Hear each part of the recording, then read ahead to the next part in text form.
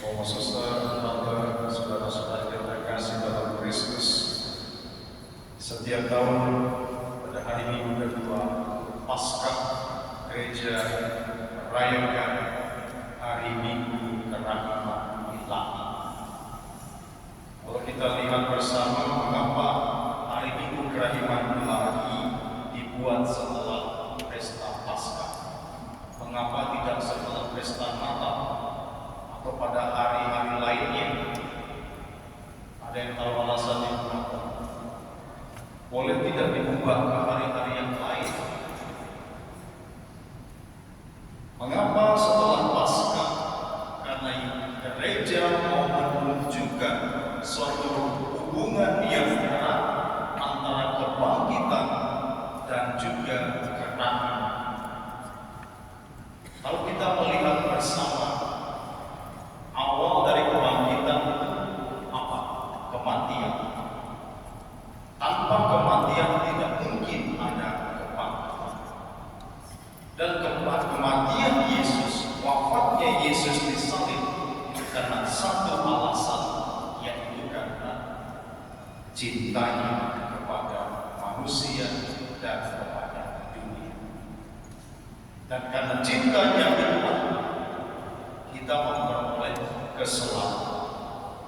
Dengan kata lain, tanpa cinta Tuhan tidak mungkin ada kerahiman.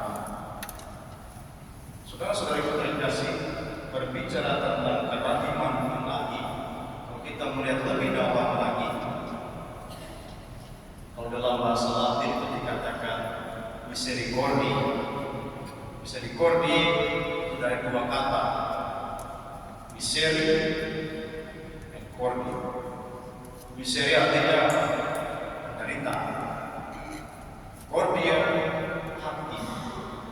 Hati yang menderita itu memunculkan keselamatan. Hati yang menderita memunculkan juga pengampunan, dan itulah yang dialami oleh hati Yesus yang Maha Kudus. Itu apa? Renungan komunitas. Masih ingat tidak?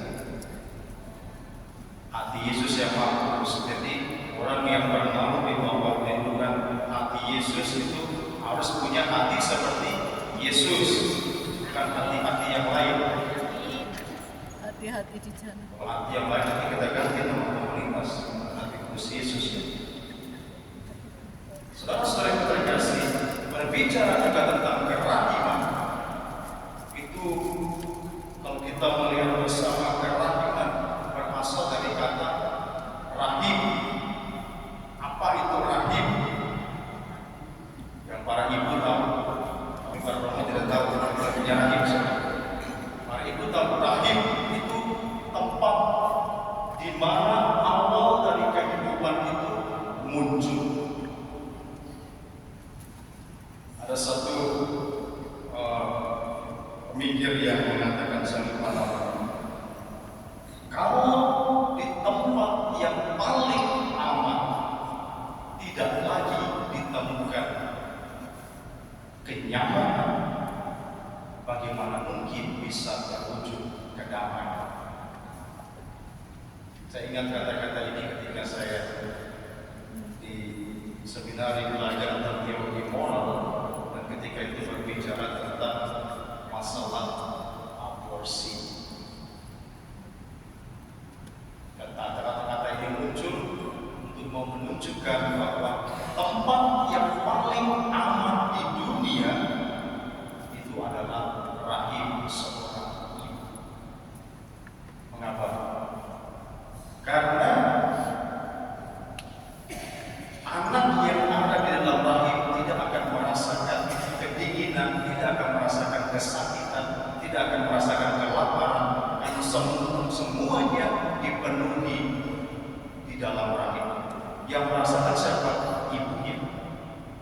Ibunya yang merasakan, tapi anaknya tidak merasakan.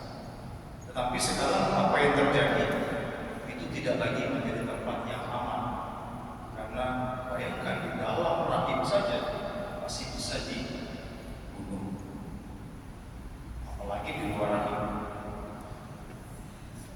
Dengan kata lain, manusia sudah mengubah segala sesuatu yang penuh makna menjadi tidak bermakna, menjadi tidak berarti apa-apa, hanya karena keegoisan manusia, hanya karena kesombongan manusia, dan hanya karena sikap manusia yang tidak peduli satu terhadap yang lain. Maka itulah gereja memerlukan hati yang penuh kerahiman, yaitu hati Tuhan Yesus. Saudara-saudara yang terkasih, kita kembali pada istilah rahim. Kita bersama semuanya diajak untuk memiliki semangat seperti sebuah rahim, di mana kita mendapatkan kedamaian, di mana kita mendapatkan ketenangan, di mana kita mendapatkan cinta dan kasih, di mana juga kita bisa bertumbuh dengan baik.